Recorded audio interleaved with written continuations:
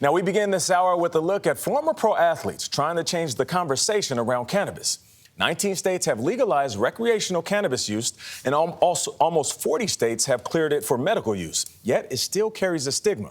Pro Football Hall of Fame wide receiver Calvin Johnson and former offensive lineman Rob Sims are trying to change that. They were teammates of mine with the Detroit Lions. They launched their own cannabis brand to help educate and promote wellness. We met the two at their facility, their Michigan cultivation facility, and our conversation about ongoing stigma and where they see the industry in the future.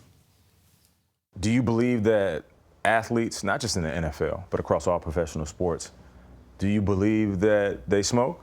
100%, absolutely. Calvin Johnson understands that football changed his life. From the 17, looking for Megatron, and it's a touchdown. But the 36-year-old NFL Hall of Famer says cannabis helped change how he now lives his life. To the NFL, college football, and all major sports, including the Olympics, it's also time we recognize the potential of phytomedicines, plant medicines, to aid and improve the mental health and quality of life for so many. Some of the best players in the world. I'm not going to name any names, but some of the best players in the world. That's a fact. That's a fact. I mean, listen, at one point, you're the best receiver in the world. It's not even a question. See, all I got to say is you're the best in the business. Yeah, right. I've been trying to keep quiet, stay political about this. And you were a cannabis user. Yes. And you weren't a pothead. I don't think anybody in the world would describe Calvin Johnson as that. When somebody's like, well, when I think of weed usage, I think of this person. We need two big pizzas, man. That right there, I think that's what continues the taboo and the stigma.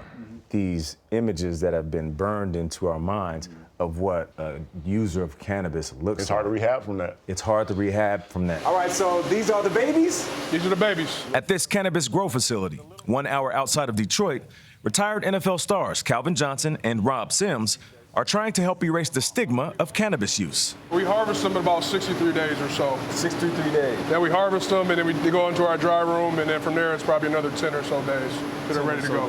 Yep. Rotate that to the right. Primitiv, their cannabis company, is in the early stages of their partnership with Harvard University to help study the causes and effects of the traumatic brain injury known as CTE and help those suffering from chronic pain. So as we were sitting in the locker room back in Detroit, would you have thought that you guys would be the leaders of a cannabis brand? I wasn't thinking about cannabis when I was in the locker room. It was not even on the horizon. They don't know the healing powers of the plant. Both Johnson and Sims view cannabis as a healing agent, and they see their company and its product as a potential alternative to opioid pain medications, which have been abused in the U.S. for years. According to figures released by the CDC, last year, drug overdose deaths topped 100,000 for the first time in American history. And more than 3/4 of those overdose deaths were from opioids. Cannabis is not only a potential treatment for chronic pain, it's a very effective treatment for chronic pain that millions of people are currently employing. Harvard Medical School instructor and physician at Massachusetts General Hospital, Dr. Peter Grinspoon. More and more studies are coming in. A lot of them just hadn't been funded by the U.S. government because of the war on drugs. They only studied harms and not benefits. There are millions of people that are using it for chronic pain, and they're reporting an improved quality of life over opiates. I remember having doctors prescribe me like Vicodin.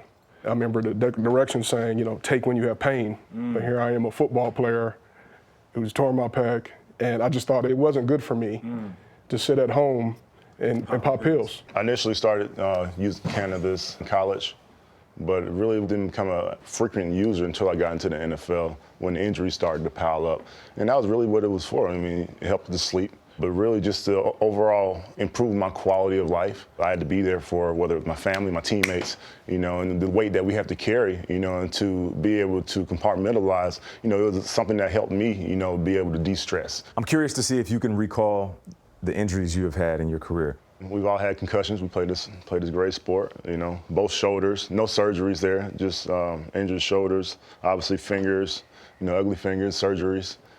Knee, just one surgery there, but sprains in both of the knees, ankles, sprains all the way down, contusions, just the, normal life of a football player. The NFL seems to be listening. Earlier this year, the league donated $500,000 to UC San Diego's Center for Medicinal Cannabis Research to study whether the plant can be used to help athletes manage pain. Johnson and Sims both believe their product will help improve lives. That came out really good. Yeah, that's probably the best I've ever seen us do that right now. Why do you believe cannabis can be a great form of healing? For me personally, I've dealt with opioids, and for me, just a sense of balance is just off. I try to stay away from anything synthetic. They dry for about 10 days or so. You know, and cannabis is a natural substance. When it comes to the NBA, NFL, NHL, Major League Baseball, across all the sports, really, there have been a lot of athletes coming out and being very honest about their cannabis use. Why do you believe that is? You know, I just think it's a new day, right? Cannabis has become legal in these different, states, and it's progressing to the rest of the country. The conversation has begun to change, and it's become more acceptable. I think all athletes see it as an avenue for an alternative healing other than opioids. Most of America's top sports leagues have relaxed their cannabis restrictions. The NFL still tests, but you won't be suspended, only fined. The NBA has extended its policy of not randomly testing in season for cannabis. Major League Baseball removed cannabis from its banned substance list. Several former players and athletes, have been operating in this space, including ex-NFL running back Ricky Williams, retired NBA players Al Harrington and John Sally. I think the key here is that, like a number of other mood-altering drugs that are out there, including alcohol, I think there's a time and a space and a place.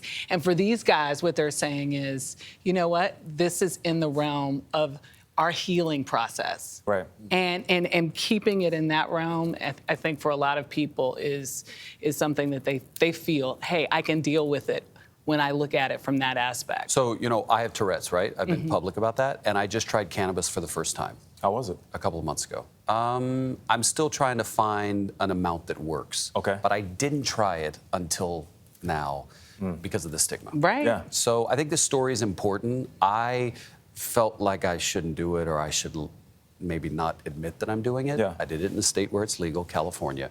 But with my Tourette's, I was trying to find something that maybe just kind of softened me a bit, right? Like quieted me just a bit. The key words are alternative method. I can be honest and tell you I've had close to 10 surgeries and procedures because of football. And every time it was pain medication that was handed to me. Yep. And I remember there was a moment in my career where after I ran out and I didn't need it, my body craved it. And I thought, I need to do something different. And all the while, Calvin Johnson, my teammate, he was saying, Nate, I don't want to give my body something that's going to damage me from the inside out. That's right. And then create a dependency when I'm done playing. Bingo. And that's why he got into this space. And I think just important. creating the education is important. It's an important space. Yeah, no doubt about it. Thanks for the story.